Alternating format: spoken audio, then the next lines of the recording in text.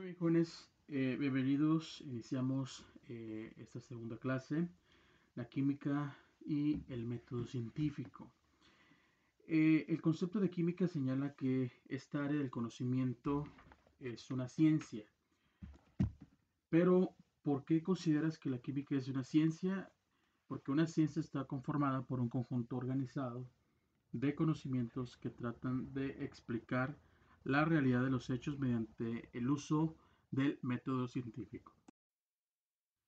La humanidad ha transitado un largo camino para poder llevar a la ciencia a lo que es su forma actual.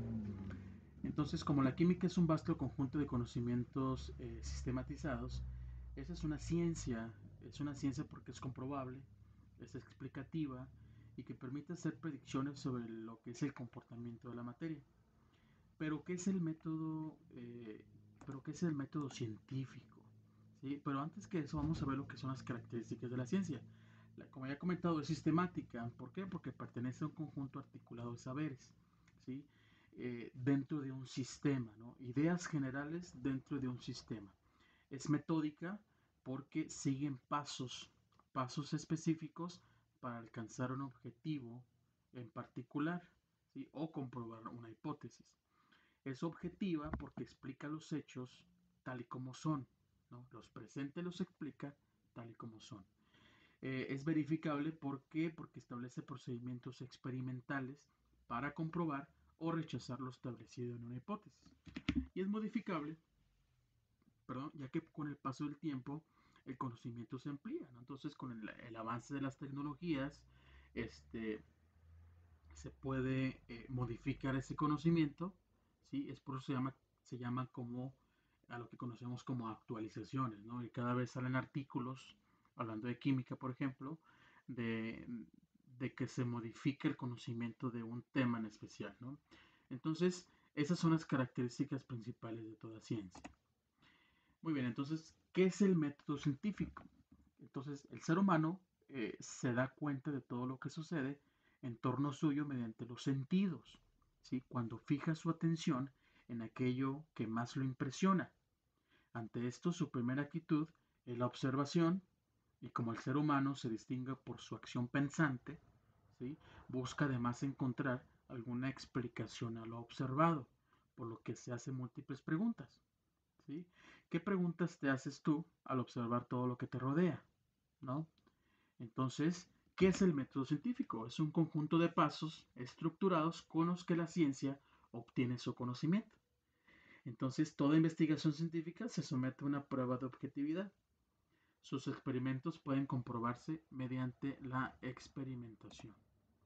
Esos son los pasos del método científico, ¿sí? Fenómeno, evento de hechos, la observación, te haces preguntas, datos, análisis, hipótesis, conjeturas, ideas, suposiciones, experimentación, poner a prueba la hipótesis, obtienes resultados, observas y reportas, compruebas si tu hipótesis se rechaza o si tu hipótesis se corrobora. Y por último, la comunicación o la divulgación de resultados.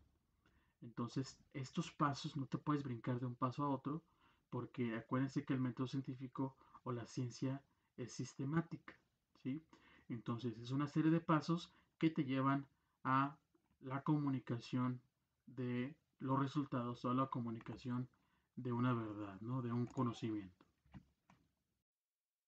Muy bien. ¿Cuáles son los pasos o las etapas del método científico? El número uno es la observación. ¿Sí? Es el punto de partida. Consiste en fijar la atención eh, en un fenómeno o algún hecho, lo que permite identificar el problema y formular preguntas. Entonces, implica análisis y registro de lo percibido. Tenemos aquí un ejemplo. Vamos a hablar durante estos pasos del método científico. Les voy a poner un ejemplo sobre una enfermedad. Ahorita vamos a ver cuál. ¿Qué observó el doctor argentino Salvador Massa? Observó un cuadro común en pacientes que llegaban al hospital y parecían padecer una especie de enfermedad del corazón, en que en la mayoría de los casos causaba la muerte, ¿sí? Entonces ahí tenemos el primer paso, ¿no? Observación. ¿Qué empezó a observar el médico? Pacientes con la misma sintomatología que llegaban al hospital y que les causaba la muerte, ¿no? Esa sintomatología del corazón, ¿no? Muy bien. Paso número 2, planteamiento del problema. El planteamiento del problema es que a través del razonamiento y la reflexión se formulan interrogantes, es decir, se formulan preguntas, ¿sí? Sobre lo observado con el fin de delimitar el objeto de estudio. Entonces, aquí el planteamiento del problema, así a grandes rasgos, es una pregunta, ¿no? El doctor sospechó que podría haber una vinculación entre los síntomas de los pacientes fallecidos y la enfermedad de Chagas, un padecimiento potencialmente mortal causado por el parásito protozoo Trypanosoma cruzi. Entonces, aquí está la sospecha, ¿no? Planteamiento del problema es, o sea, el médico que se pregunta por qué. ¿Por qué está causando muerte en estos pacientes con sintomatología del corazón? Entonces, él mencionaba que podría haber una vinculación entre los síntomas de los pacientes fallecidos y la enfermedad de Chagas. ¿Sí? Es una enfermedad causada por un parásito, se llama Trypanosoma cruzi. Muy bien. Hipótesis. ¿Qué es la hipótesis? La hipótesis es una suposición que se considera verdadera. ¿Sí? Suposición que se considera verdadera mientras no existan otras verdades que la contradigan. ¿Ok?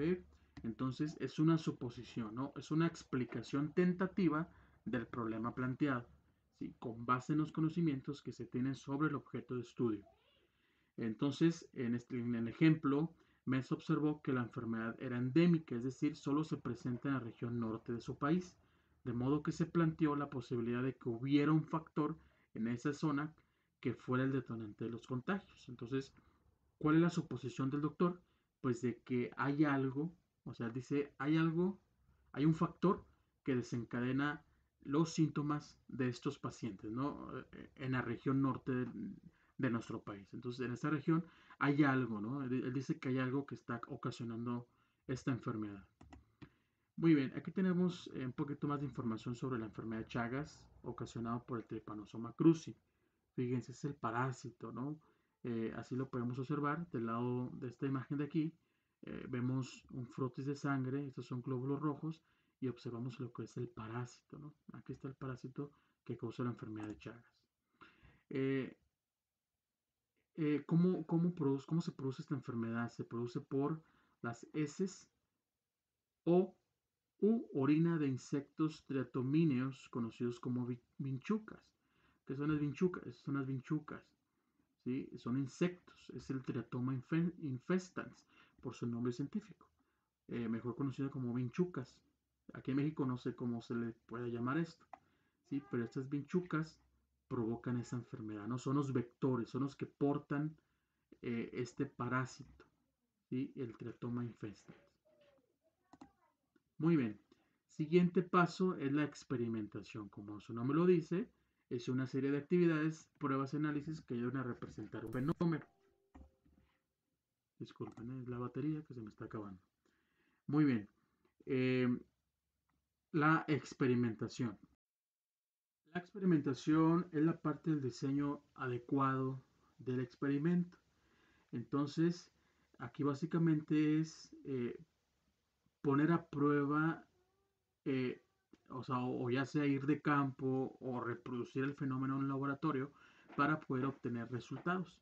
Entonces experimentas, ¿no? En este caso, el doctor acudió a la región afectada y notó la presencia del triatoma infestans, del vinchuca, ¿sí? Que era el vector o que ocasionaba lo que es la enfermedad de Chagas. Muy bien. El siguiente paso es la confirmación o rechazo de la hipótesis. Entonces, ¿en base a qué? En base a tu experimento. ¿Sí? El experimento obtiene resultados y en base al análisis de resultados, pues obtienes, eh, vas a determinar si tu hipótesis se confirma o se rechaza. ¿Sí?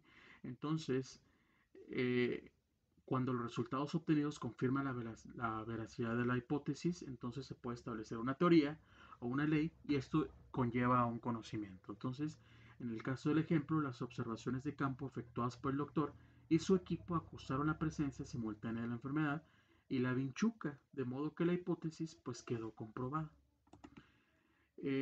Vamos a poner entonces un ejemplo eh, de cómo utilizamos nosotros lo que es el método científico en nuestra vida cotidiana. Entonces, fíjense, ahí tenemos los pasos, ¿no? Observación, hipótesis, experimentación, resultados y conclusión. ¿Sí? La conclusión es porque ya vas a dar el comunicado, ¿no? Ya el conocimiento aquí en química, por ejemplo, se establece o se plasma, ya sea en un artículo científico o en algún libro, ¿no? Entonces, así es como se publican los resultados. Pedro está enfermo, esa es la situación, ese es el problema. Pedro está enfermo. ¿Cuál es la observación? A Pedro le duele mucho el estómago y le dan muchas ganas de vomitar. Entonces, ahí observamos, ¿no? Vamos a suponer que Pedro es nuestro hermano. A Pedro le duele mucho el estómago y le dan ganas de vomitar. Hipótesis, ¿qué suponemos? Vamos a suponer que Pedro tiene una infección estomacal, ¿sí? Hasta que no, eh, vamos a comprobar nuestra hipótesis, ¿no? Por medio de lo que es la experimentación. Vamos a comprobar o vamos a rechazar nuestra hipótesis. Nosotros pensamos que o suponemos que Pedro tiene una infección estomacal. Experimentación, ¿qué hacemos?